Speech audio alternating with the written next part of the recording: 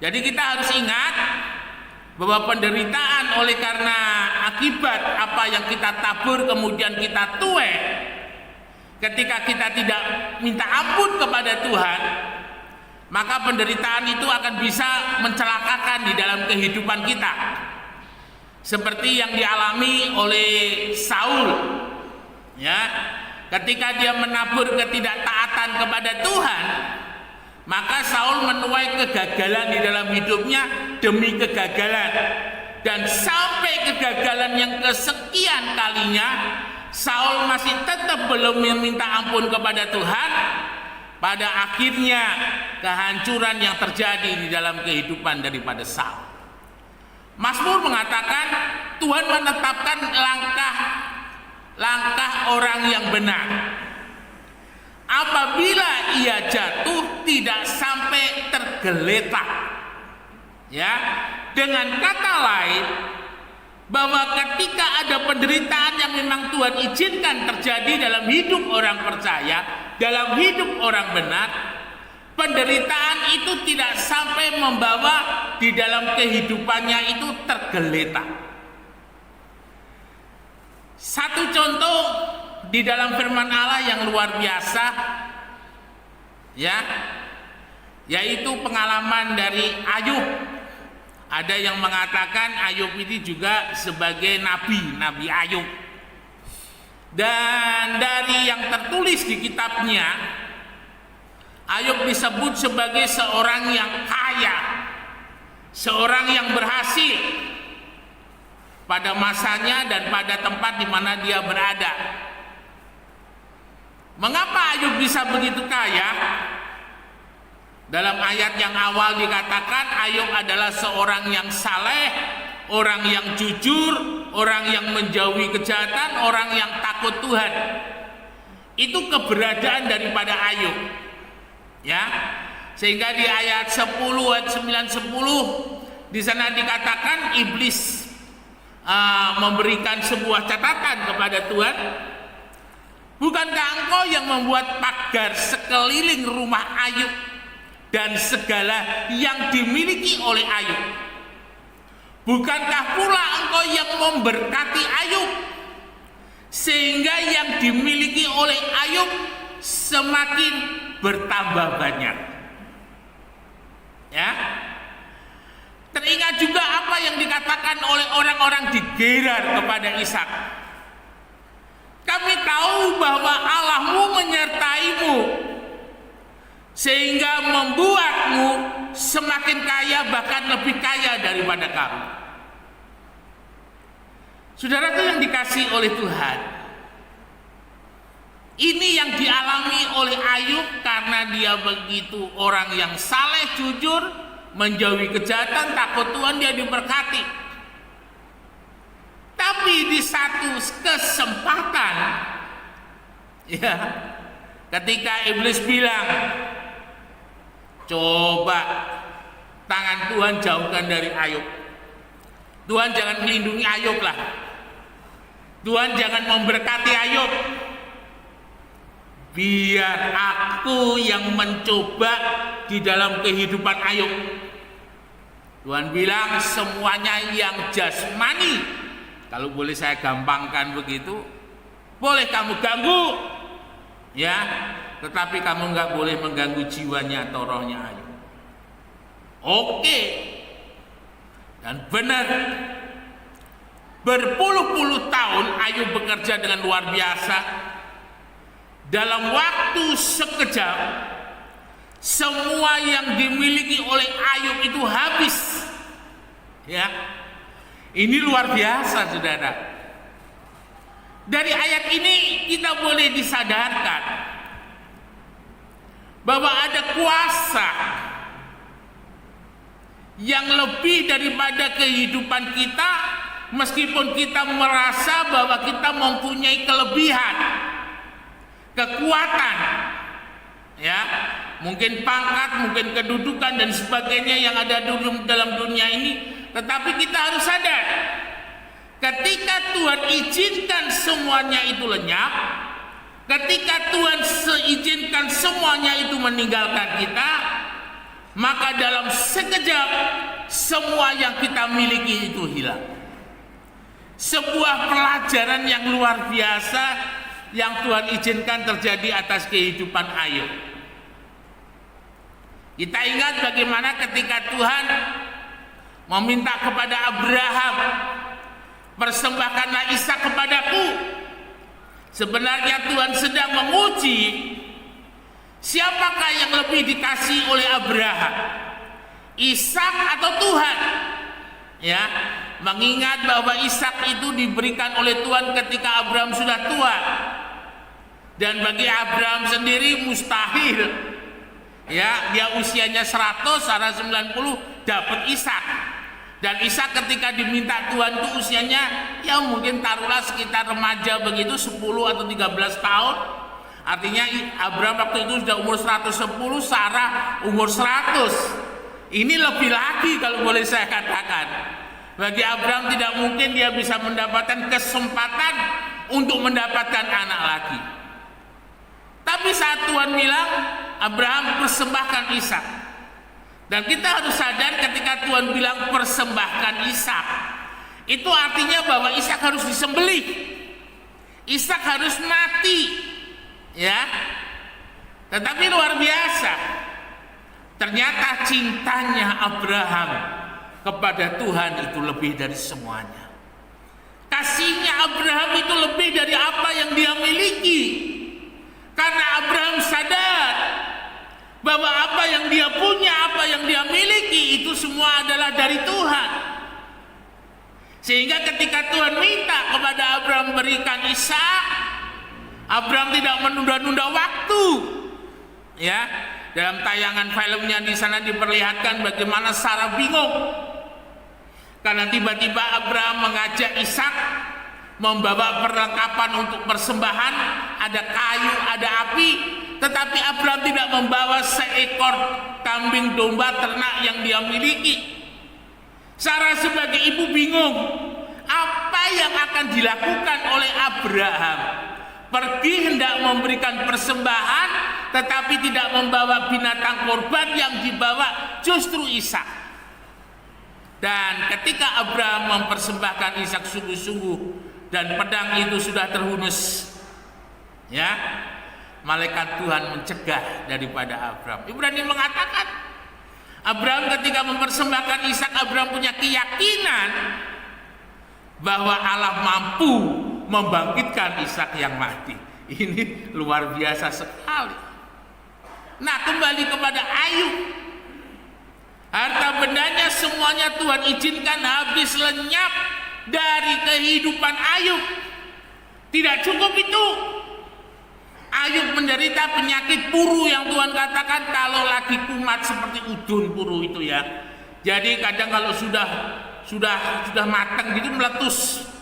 Dan ketika keluar lelehannya itu membuat tubuh yang bersih itu menjadi seperti kena udun lagi. Jadi seluruh tubuhnya Ayub karena terus meletus dan lalu digaruk. Firman Tuhan katakan saking gatelnya Ayub itu mengambil kerewek untuk garuk, saudara.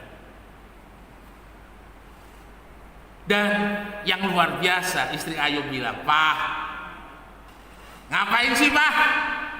Kamu masih mau beribadah kepada Tuhan?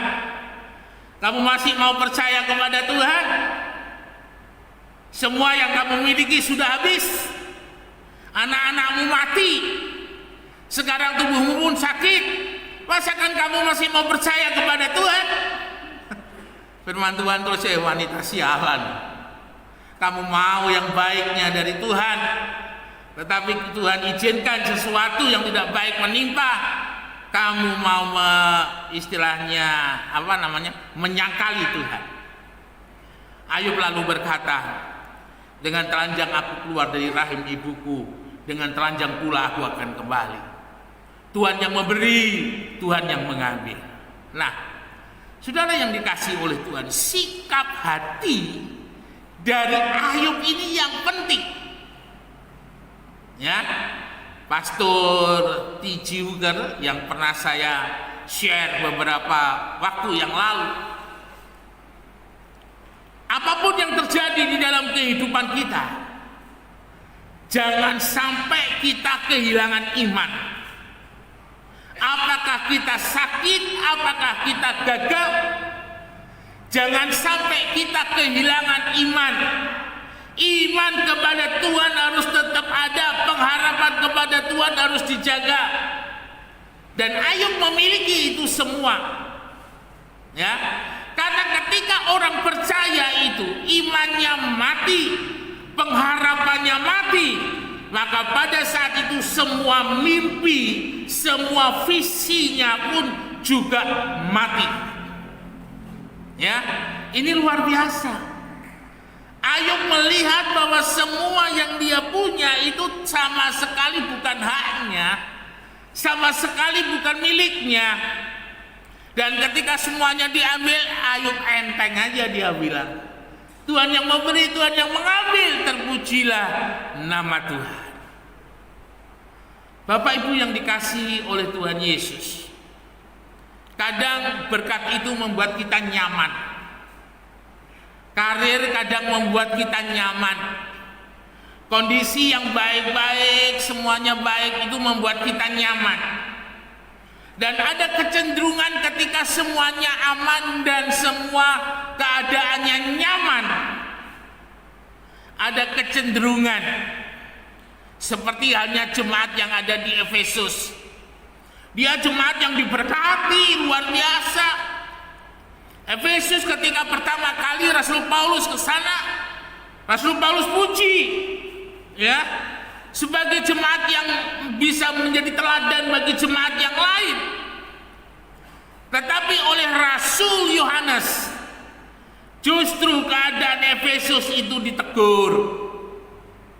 Ya, dikatakan bahwa kamu jatuh dan jatuhmu itu sudah dalam.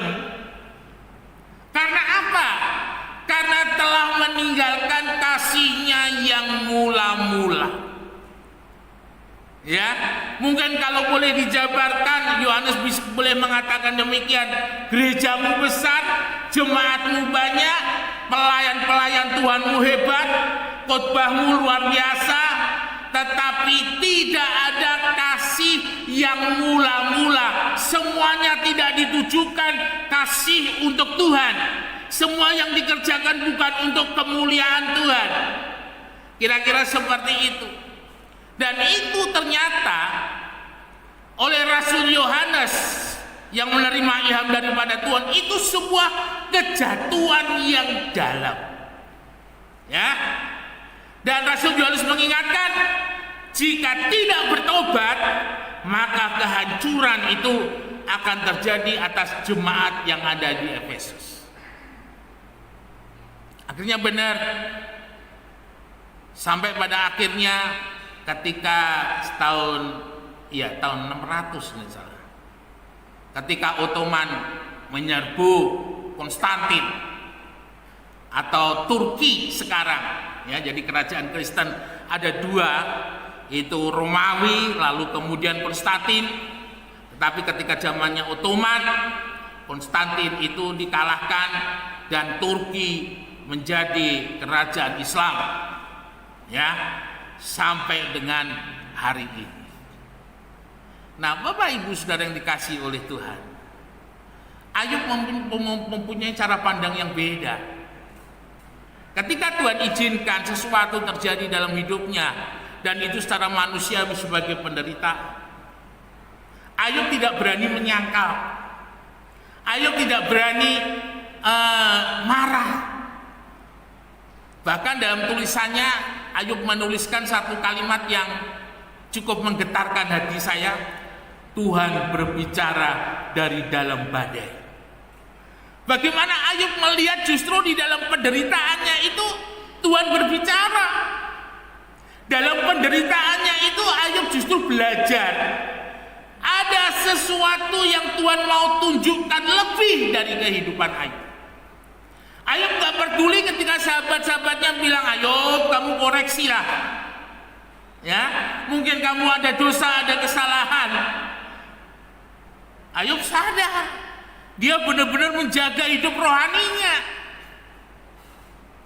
ya. Dan saat Ayub bilang bahwa sahabat-sahabatnya itu sahabat sialan semua. Saudara yang dikasihi oleh Tuhan, dan pada akhirnya tidak disebutkan berapa lama Ayub itu mengalami penderitaan. Tuhan pulihkan. Dan ketika Tuhan pulihkan, Ayub menerima 100 kali lipat dari yang sudah diambil oleh Tuhan. Waduh, ini luar biasa sekali. Bahwa di balik penderitaan daripada Ayub, Ayub masih punya iman, Ayub masih punya pengharapan. Ternyata kesabaran Ayub, ketabahan daripada Ayub, Tuhan mau melandasi Ayub, bahwa ketika Tuhan memberkati Ayub, hatinya Ayub itu jangan condong, hatinya Ayub itu jangan cinta kepada duniawi, kepada apa yang ada di dunia ini melebihi Tuhan, sehingga Tuhan izinkan. Dan setelah hatinya Ayub siap untuk diberkati, karena Tuhan tahu bahwa cintanya Ayub kepada Tuhan itu melebihi segala-galanya, Ayub diberkati 100 kali lipat lebih daripada yang sudah. Saudara, kadang Tuhan izinkan di dalam kehidupan kita ini, di tengah-tengah kesetiaan, di tengah-tengah kesungguhan kita sebagai orang percaya, di tengah-tengah iman kita yang sungguh kepada Tuhan, di tengah-tengah pengharapan kita yang kuat kepada Tuhan, Tuhan izinkan ada penderitaan terjadi. Tolong jangan lihat itu sebagai penderitaan, tetapi lihat itu sebagai rancangan damai sejahtera. Lihat itu bahwa sebagai yang Tuhan izinkan, karena kita mau belajar. Ketika Tuhan izinkan itu, Tuhan mau supaya di dalam kehidupan kita seperti halnya Ayub, iman kita itu teruji. Ya, ketika iman kita kuat, ketika pengharapan kita kuat, kita tidak menjadi lemah, kita tidak menjadi kendor. Ingat baik-baik, sesaat penderitaan itu saudara alami, tetapi kemudian berkat yang melimpah, kemuliaan yang luar biasa, damai sejahtera yang tidak berkesudahan akan menggantikan semuanya itu. Ya, terus percaya. Situasi dan kondisi jangan mempengaruhi iman kita. Situasi dan kondisi jangan mempengaruhi pengharapan kita. Apapun yang terjadi tetap percaya, apapun yang terjadi tetap berpengharapan. Orang benar sekali-kali tidak akan pernah dibiarkan jatuh tergeletak. Tangan Tuhan akan menopang dan mengangkat di dalam kehidupan kita. Immanuel, Tuhan Yesus memberkati, beri kemuliaan.